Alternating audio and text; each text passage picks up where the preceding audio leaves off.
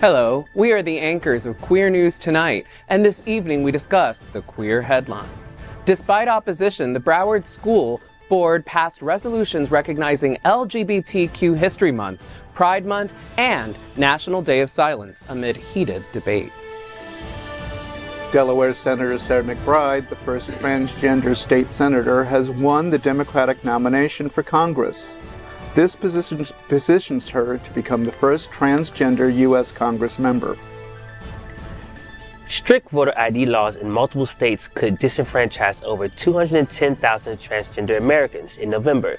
States like Kansas and Georgia are heavily impacted. A federal judge ruled that transgender girls Parker Terrell and Iris Turmel can continue playing on girls' sports teams while challenging a discriminatory new law. Scholastic's Read with Pride guide urges teachers to include LGBTQ books in curricula, supporting diverse identities and mental health through inclusive literature. Good evening, all. Welcome to Queer News Tonight. This is the world's first and only LGBTQ daily evening television news broadcasting live and available on demand on your favorite streaming channels. We are proud to announce that YouTube has recognized Queer News Tonight, certified by analytics company vidIQ, that we now have more than 9.5 million views. Thanks for that. More than 500,000 of you have watched this show in the last 60 days alone. Thanks again. It is Thursday, September 12th, 2024. We are live and literally out of the closet and into the headlines. So many of your important stories we're going to tell this evening on Queer News Tonight.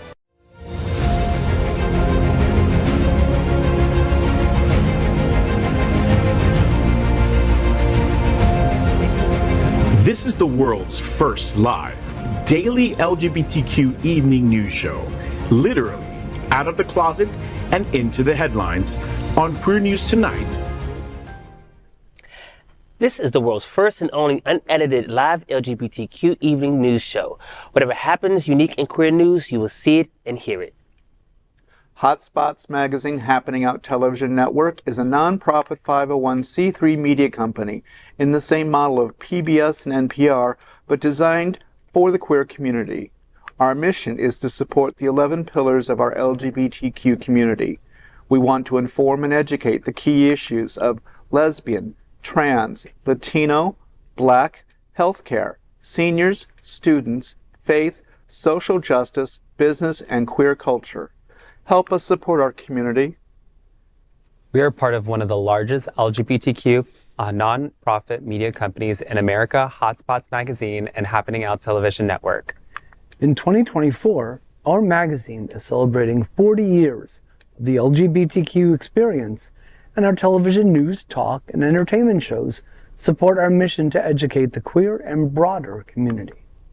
All right, everyone, let's meet tonight's awesome anchors here at Queer News Tonight. Let's begin by welcoming anchor Christopher Barnhill. Christopher is a native of Washington, D.C., an HIV activist, and a community leader. If there's one thing you must know about him, listen to this. Brandy Norwood is his queen. Yes. Christopher, the Ujima Men's Collective's Aging with Grace and Dignity, that is happening on September 17th. What's going on with that? Well, sure. This is one of our community conversations that we have typically in the fall time. So this one is Aging with Grace and Dignity. I will be moderating this session. Mm-hmm. I'm talking with a lot of members of the community who are over the age of 50, just trying to get their perspective on life and how it is for them, because I think it's important that their voices are constantly a part of the conversation, and I want to make sure that they are celebrated and honored for all of the hard work that they do in the community. They often go as unsung heroes, and I kind of want to know more about them and know how we can support them, especially in this upcoming election and the issues that they would like to be heard on. And so come on out. It's at the YMCA on Sistrunk. That's awesome. To the elder at the table, we thank you. It's a great lineup, too. I saw the lineup. It's incredible. Thanks for doing that. Next, let's welcome anchor Buddy Frey. A longtime South Florida resident, he supports many of our local nonprofit organizations, such as Julian's Fountain of Youth and the Stonewall National Library Museum, among so many other things you do, Buddy. Well, thank you. Yeah. All I really have to say today is please, people, Yes. vote. Do your homework. Pay attention to the politics and not the personalities. And vote. Check your voter registration, because right now clock is ticking on whether you can register. So depending upon what city and state you're in, the clock is ticking. So pay attention. Yes. Well said. Thank you for that. Next, let's welcome Nico Cales. He is the passionate learner and leader, and he loves connecting with people, exploring new places, and creating meaningful memories. I love that. Nico is currently pursuing an MBA in marketing. That sounds awesome. What's going on, Nico? Nothing much. I actually just got back from Spain. I went on a cruise with, shout out Virgin Voyages. Not sponsored. The Scarlet Lady. Oh, yeah. Yes, you're so right. And then we got back out of from Barcelona and we went to Sitges. I was there for Bear Week, which was extremely on point, considering I ate everything on the cruise. So I was ready for Bear Week. I love it. Welcome back. Thank you. I want to hear stories after. Let's welcome Gregg Shapiro, an inductee into the Chicago LGBT Hall of Fame. Gregg is the author of 2 short story collections and 7 books of poetry. He's also an entertainment journalist whose celebrity interviews and reviews run in a variety of print and online publications. Hey, Gregg, what's up? Just happy to be here. Happy to still be breathing. Yes. Sitting upright. So Well just said. happy. And vote. And vote. Vote! And now, let's welcome our anchor, Dr. Julio Capo, Jr., That's me. a board member of the Stonewall National Museum, Archives, and Library. He's a history professor at Florida International University and the author of the book, Welcome to Fairyland, Queer Miami Before 1940.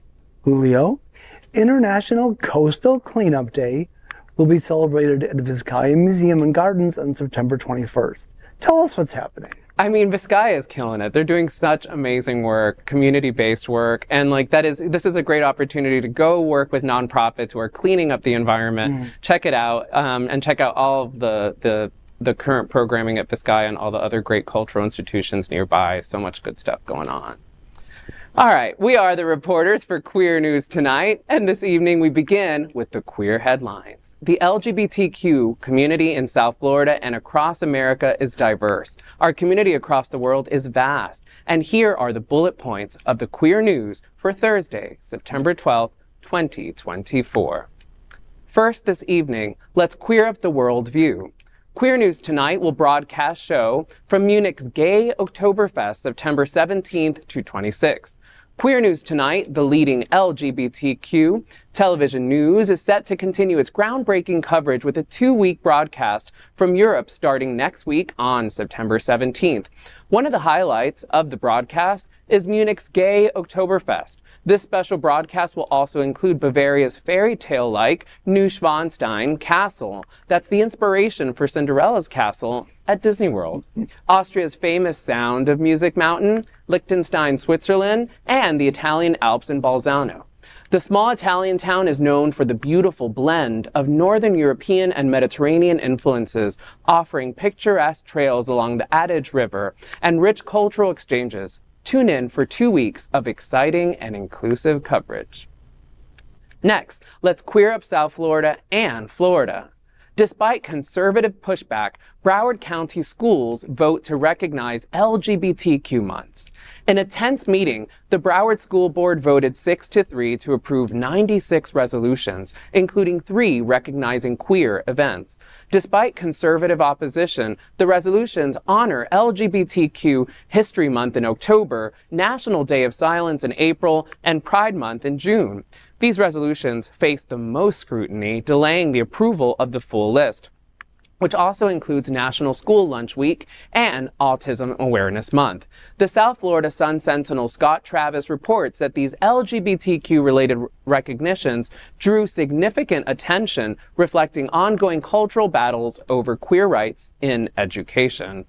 to say the least, right? That is like, talk about the culture wars kind of bleeding into every aspect of our lives every day. But also kudos to Broward County that stands alone here. I mean, that is, other counties, Miami-Dade, by the way, take a page from the work and it takes us, right, to kind of show up, make sure that we're pushing them in the right direction, right? These things don't just happen, right? They're pushed to make them happen. It's so much easier for them just to say, let's not do it again this year, right?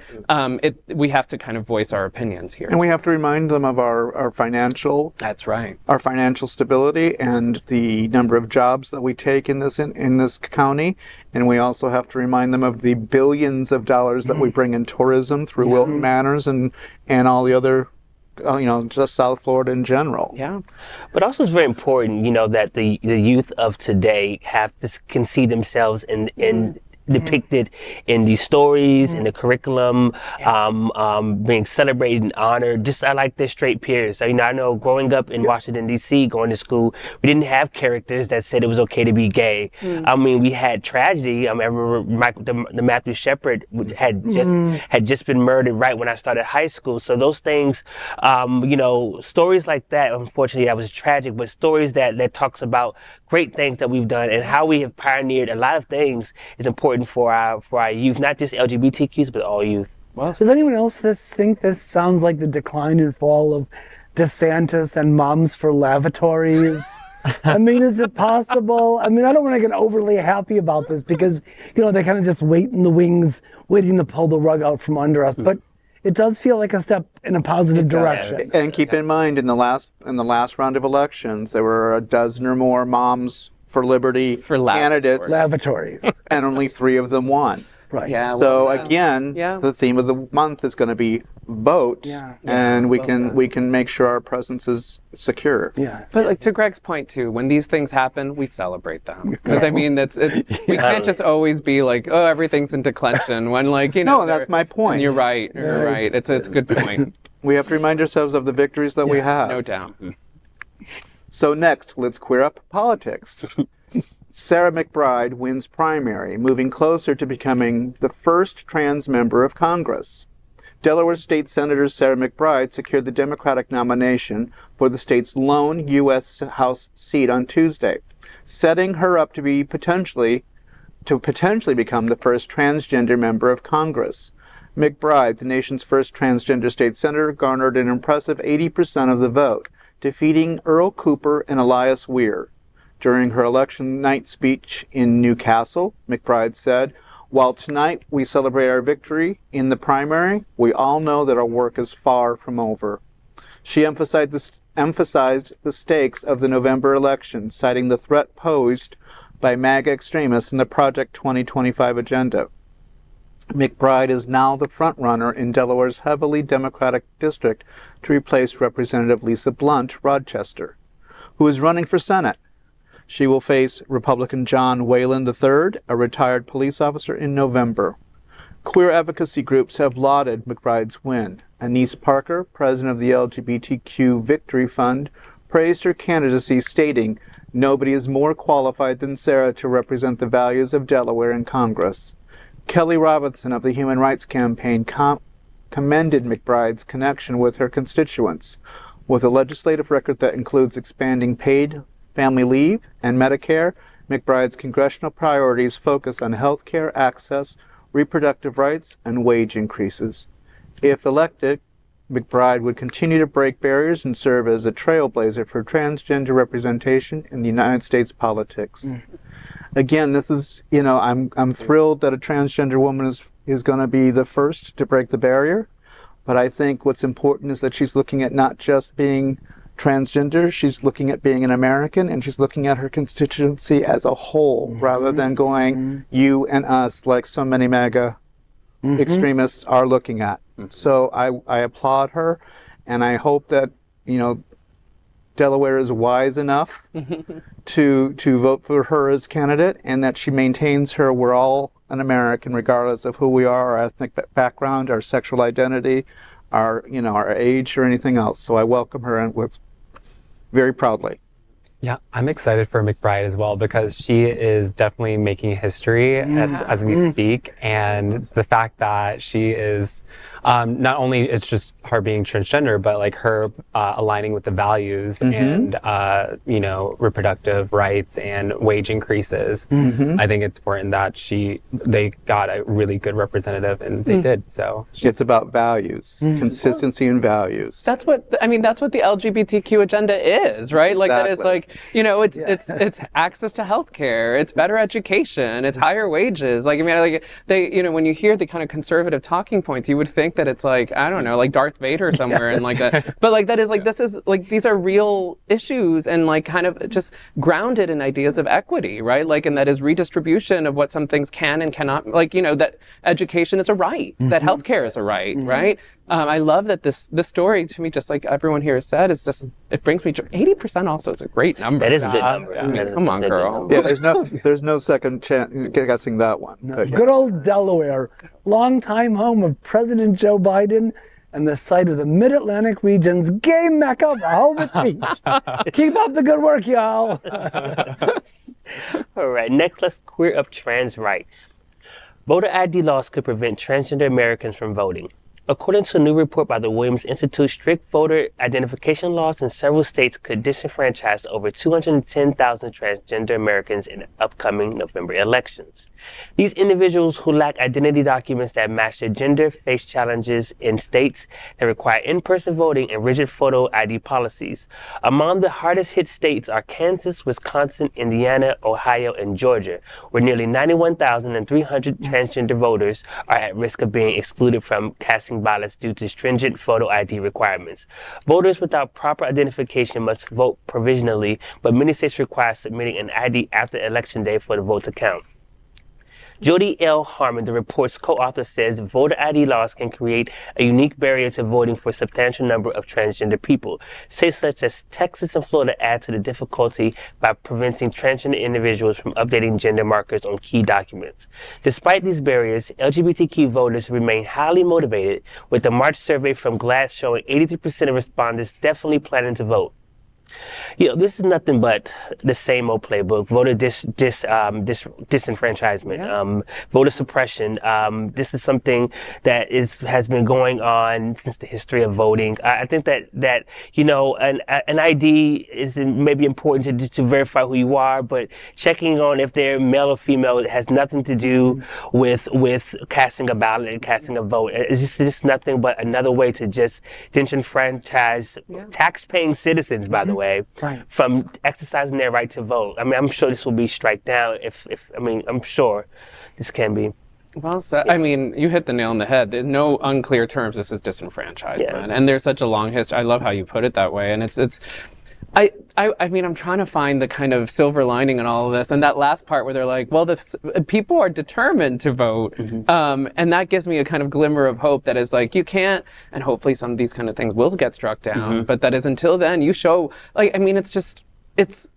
I remember when I first moved to Massachusetts, I lived in Massachusetts for 10 years, having grown up in Florida. I showed them my ID and they all looked at me like I was nuts. Right? Like that is, I mean, also I'm nuts, but like, that is, there's certain stories and they tend to be, like most of them are former Confederate states. Like there's lots of kind of associations with like disenfranchisement and voting today that continues and persists. And we could see remnants of it in these kinds of laws that now are transphobic. And I mean, it's just... You wouldn't see it in Massachusetts though. Massachusetts looked at me like I was nuts. And I was like, look, an ID. But, when it's fighting too with just over 50 days left until the most consequential election of our lifetimes. Just so hopefully this will be straightened out in time for that. No pun intended. But also vote. But it's important to do your homework and make sure that you meet the requirements and you are registered to vote. Of course. So do your homework now. It's 53 days. The clock is ticking. Every couple of months I just, run my name through the logs to make sure that I'm still on the rolls, because sometimes, I mean, I've heard that people have been purged from the rolls. Well, look at Texas. They purged. So you got to make sure, But keep in mind, in Texas, 990,000 of them were because of decease or they moved out of state, and the other 4% were because of errors in records. So, but you still have to check. Yeah. Still check. Yeah. Next, let's queer up trans rights.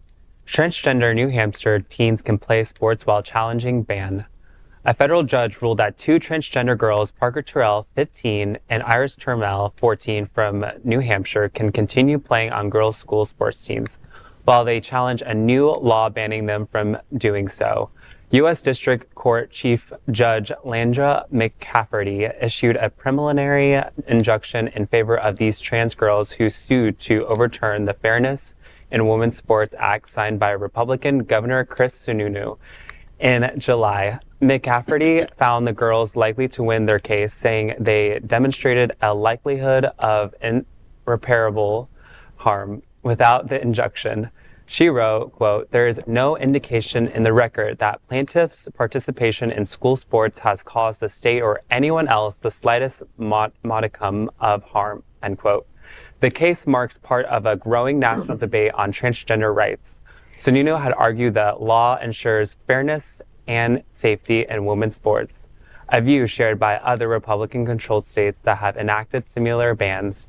However, the lawsuit contends that the ban violates constitutional and federal protections by discriminating against the girls based on their gender identity. Michael Garrity, a spokesperson for the New Hampshire Attorney General's office, said the state is reviewing the ruling and considering the legal options to maintain its commitment to student welfare. The court case will likely go to trial after December when Turmel plans to join her school's winter track team. It almost seems as if like the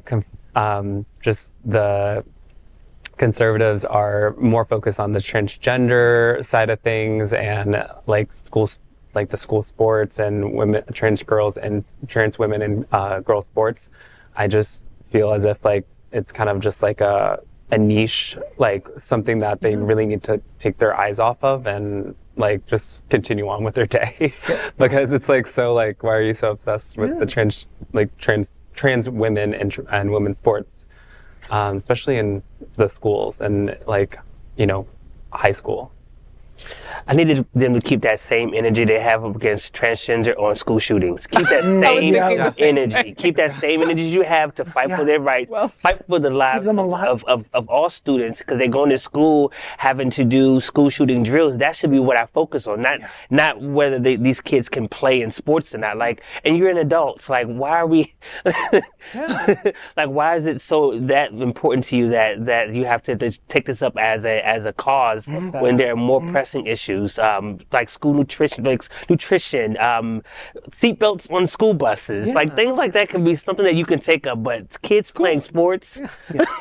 You're so right. And the irony, I was thinking the same thing, and it's like to be like, no, it's for safety. And you're like, how could you can't just say safety and then be like, but minus all the school shootings and like not, you know, people who go home hungry and like, you know, don't have, like, how could you kind of even wrap your head around the kind of logic behind here? Also, most studies show very clearly most studies show very little evidence, right, that hormones are actually changing competitive sports in any kind of meaningful way. That the most likely kind of thing that will change or determine whether one competes better in sports is how rich your parents are, right? Like that's actually the kind of determining factor, because that is, if you got money, right, you get more coaches and more trainings and more workshops and that's usually the kind of, you know, so the idea that they can control ideas of safety, ideas of equity in this kind of way, this is transphobia and just kind of, you know, window dressing it to mean something else, but who are we kidding? I'd love to see what the girls that are participating in these sports think. Mine is without their parents in the room, you know, safely. But I mean, I would love to talk to those girls, because I would love to sit there and say, okay, at 14 and 15, some of the girls on field hockey teams and softball teams have a lot more brute force than a lot of 14 and 15-year-old boys I've seen, you know? So I don't know if it's not a level playing field. It's not about size anymore in some sports. It's about talent. So I'd love to talk to the girls individually as a collective and not with the parents, because the parents will pollute the answers. Well, and Sununu Jr. is just as big a schmuck as his father was. Live free or die, New Hampshire. Let's go for the latter, shall we? Live. Next, let's queer up gay culture. Scholastic Books releases guide for supporting LGBTQ youth. Scholastic has released its 2024 Read with Pride Guide, urging teachers to include LGBTQ children's books in their curricula. The guide emphasizes that educators, whether they realize it or not, already interact with queer children in their classrooms. It encourages them to disrupt the status quo by offering literature that challenges conventional ideas of gender and sexuality. The guide provides book recommendations for readers as young as preschoolers, including titles such as My Moms Love Me and You Are Loved, which highlight same-sex families. For older children, books such as Melissa and Moonflower feature trans and non-binary characters. Scholastic asserts that these stories help affirm children's identities and positively impact mental health. The guide also promotes resources such as the Trevor Project, which supports queer youth, claiming that affirming gender identities can help prevent suicide. Despite debates over the impact of social transitions on children's mental health, Scholastic maintains that diverse literature can have life-changing effects on young readers, offering them authentic representation and validation. Bravo, Scholastic Books! I love this latest example of publishers, librarians, and educators standing up for students and standing up to parents. And Moms Against Liberty. Lavatories. I want to just a shout out to all these great organizations. Yeah. Scholastic, Pen America, that is killing it, that is really the ones taking on the book bans, and all these great cultural institutions, and that, like, some of them, like, real, even locally, Books and Books Foundation in Miami has been, they started a foundation just to help get people books, right? I mean, that is, people are really answering the call in the absence of all of this. Also, Scholastic, like when I was a kid, Scholastic book fairs were my favorite day of the year, right? Yes. I would look forward to that like crazy. Yeah, Magic School Bus was one. That was one of my favorite books. Yeah, I mean, I think it's important that we provide young people with enough information to be able to make informed decisions about themselves. And I mean, books are one of the ways to learning.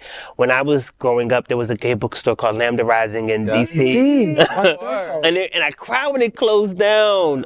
But it was around, and I remember buying a book, scared as hell, but buying a book that was focusing on LGBT teenagers, and having that book really let me know that I wasn't, alone. There was nothing wrong with me, and I'm like, imagine someone 13 and 14, hopefully not Lambda Rising, it was scandalous then, but can find a book that can meet their needs. And also maybe they have a friend who may not be gay or lesbian, transgender, and may want to support their friends, because books not only just educate the people who are part of the community, it also educates those of them who are around them. So I think it's important to definitely provide an array of books for people to learn, including their parents.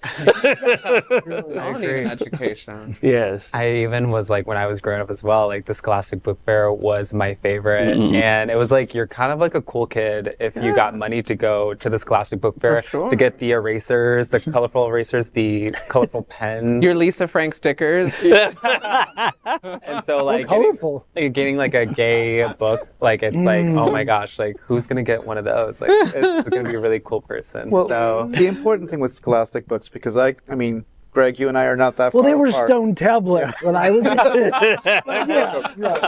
But I mean, I just turned 60 and I can remember Scholastic book fairs. And even when gay was not a topic or even a subject, and it was still under the table and everything, there are a lot of books in history that when you look back on them, suddenly it's like, okay, we know that one's gay, we know that one's gay. I mean, even Sesame Street, Bert and Ernie, please. They're roommates, no.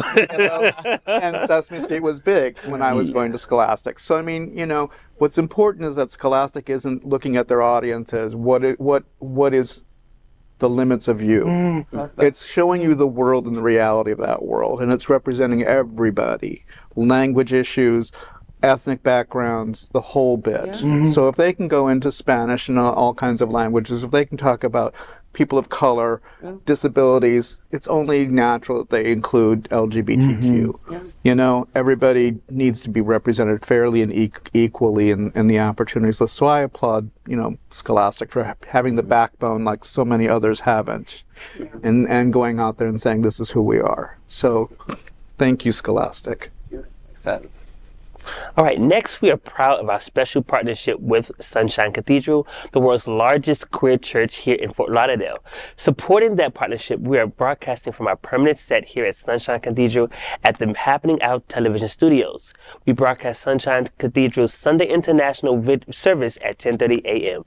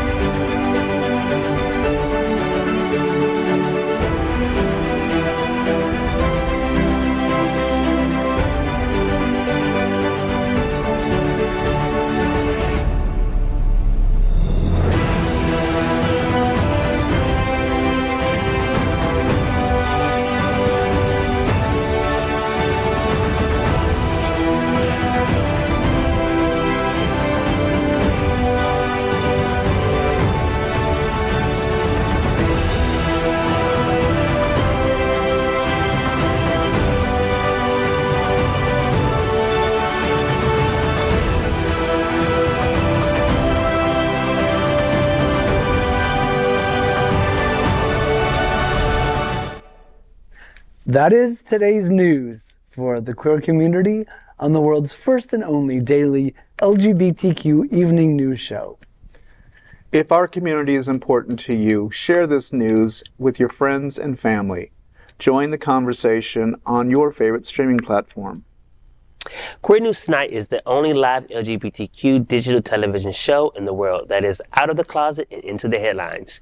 We need your support. If our community is to grow, we must tell our stories to bring them to the attention of the broader world. This is the only place in the world that tells these types of stories in motion and sound. That is the passion of HOTspots Magazine, Happening Out Television Network, and Queer News Tonight. I'm your anchor, Julio Capo, and on behalf of these LGBTQ reporters, the anchors of Queer News Tonight, thank you, Christopher Barnhill, Buddy Frey, Nico Cales, and Gregg Shapiro. We will see you daily at 8 p.m. We remind you, the presidential election is just 53 days away. Stand up for equality, for rights, and for representation. Make sure you're registered and ready to cast your ballot. Let's make history. Let's vote for a better future.